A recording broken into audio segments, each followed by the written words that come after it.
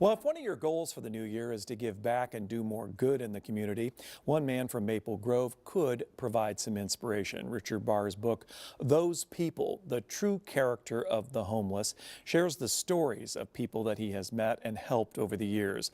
100% of the book's proceeds go to Threshold to New Life, the nonprofit Bahr founded with his wife. And we are pleased to welcome Richard Bahr to the show. It's good to have you here today. Grateful to be here. Thank you. This title is very insightful. Explain what this means, this title. I think that's the way that a lot of us see them, and I think the way that I did too is that they're just those people. And it's a way it tends to dehumanize people, I think, when we do that. And we often do that to the homeless as we dehumanize them. You have spent many years now with your wife in trying to dedicate yourself to helping the homeless and the situation of it. What would you have us know? What are some of these stories that you would share with us today?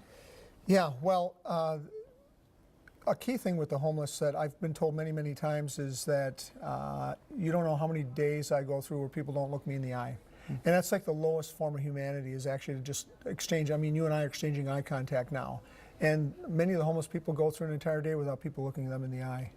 It happens that sometimes we pull up to a stop and there will be somebody there who is panhandling, looking for money.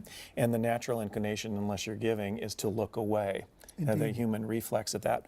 What would you say to do rather than ignore the panhandler? What's your recommendation? Funny you would mention that. I put an appendix in the book about that because it's such a key question. But the cliff notes of that would be to have a plan. If you're not okay giving cash or money or things like that, you can have gift cards, you can have socks, you can have small snack items or things like that. But the key thing is to have a plan. If you encounter panhandlers frequently enough, have a bit of a plan to be able to engage with them. And then what else can people do? This is a very a community that is filled with good, spirited volunteers. What would be some opportunities of value? So there's a lot of opportunities. Every homeless shelter has sign-up opportunities if you go to their website. We also do too for the work that we do, so you can connect on my website. And I know you can do that through KARE 11, and you can connect with me, and I can help you get connected to something that we do. Tell us about your organization in these few minutes left. Yeah, thresholdtonewlife.org actually helps prevent homelessness by helping people keep the housing that they have already.